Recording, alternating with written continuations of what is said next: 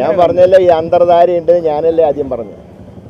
അത് പറഞ്ഞപ്പോൾ എല്ലാവരും തമാശയായിട്ട് എടുത്തു. 18 LDF-ഉം 2 BJP. അതാണ് അവിടുത്തെ അന്തർധാരയുടെ ഫോർമുല.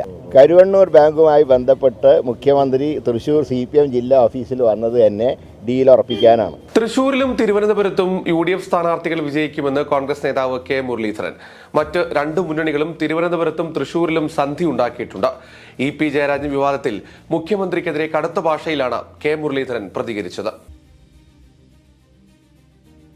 തിരുവനന്തപുരം ജവഹർ നഗർ സ്കൂളിൽ വോട്ട് ചെയ്ത് മടങ്ങവെയാണ് കെ മുരളീധരന്റെ പ്രതികരണം. 100% വിജയം UDF-ന് ഉറപ്പാണ്. കേരളത്തിലെ തൃശ്ശൂരും തിരുവനന്തപുരം ഉൾപ്പെടെയുള്ള 20 ലോക്സഭാ നിയോജക മണ്ഡലങ്ങളിൽ നല്ല ഭൂരിപക്ഷത്തോടെ UDF വിജയിക്കും. തൃശ്ശൂർ വലിയ ടൈറ്റാണ്, പൂരം വേറെ ആൾക്ക് ഗുണം ചെയ്യുന്നൊക്കെ പറഞ്ഞേക്കുന്നത്. എന്താണ് അവിടുത്തെ അവസ്ഥ? എന്താ പൊതുവെ തൃശ്ശൂരിൽ UDF-നെ സംബന്ധിച്ച് യാതൊരു സംശയവുമില്ല. ഞങ്ങൾക്ക് വിജയം ഉറപ്പാണ്. ഇന്ന് തന്നെ കോസ്റ്റൽ ബെൽറ്റിലൊക്കെ നല്ല ക്യൂ ആണ്. അതെല്ലാം UDF-ന് തികച്ചും അനുകൂലമാണ്. അതുകൊണ്ട് തൃശ്ശൂരിൽ UDF വിജയം ഉറപ്പിച്ചു. ഇന്ന് EP ജയരാജന്റെ ഒരു പ്രതികരണം വന്നിട്ടുണ്ട്. അദ്ദേഹം പ്രകാശ് ജാവ്ദേക്കറുമായി കൂടിക്കാഴ്ച നടത്തിയെന്ന് സമ്മതിച്ചിരിക്കുകയാണ്.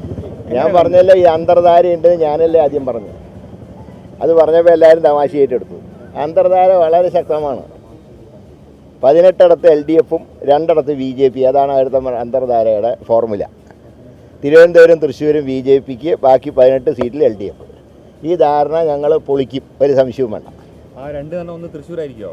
ഉണ്ടല്ലോ, തൃശ്ശൂരും തിരുവനന്തപുരം BJP-ക്ക്, 18 LDF-ന്. അതാണ് അന്തർധാരയുടെ ഫോർമുല. മുഖ്യമന്ത്രി ഇപ്പോൾ പറഞ്ഞ EP കൂട്ടുകെട്ടൊക്കെ ശ്രദ്ധിക്കണം. യഥാർത്ഥത്തിൽ അങ്ങനെ ഒരു കൂട്ടുകെട്ടിന്റെ പ്രശ്നമാണ്. ഒരു ഉന്നത നേതാവിനൊക്കെ എല്ലാ കാര്യവും പിണറായി അറിഞ്ഞിട്ട് പാർട്ടിയിൽ നടക്കൂ. കരുവണ്ണൂർ ബാങ്കുമായി ബന്ധപ്പെട്ട് മുഖ്യമന്ത്രി തൃശ്ശൂർ CPM ജില്ലാ ഓഫീസിൽ വന്നത് തന്നെ ഡീൽ ഉറപ്പിക്കാനാണ്. അത് അവിടെ പലയിടത്തും കാണാം. CPM-ൻ്റെ പല പ്രമുഖ വ്യക്തികളുടെയും അഭാവം തൃശ്ശൂർ നിഴലിച്ച് കാണുന്നുണ്ട്. അത് തന്നെ ഇതിൻ്റെ ഏറ്റവും വലിയ ഉദാഹരണമാണ്.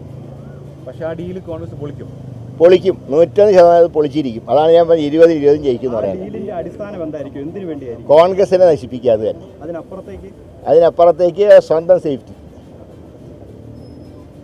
രണ്ട് കാര്യം, നെയ്യപ്പം തിന്നാൽ 2 ഗുണം എന്ന് പറഞ്ഞ പോലെ സ്വന്തം കേസിൽ നിന്ന് രക്ഷപ്പെടാനും പറ്റും, കോൺഗ്രസിനെ ശരിയാക്കാനും പറ്റും. വടകരയിൽ ശക്തമായ മത്സരമാണ്. വടകരയിൽ ഷാഫി ജയിക്കും.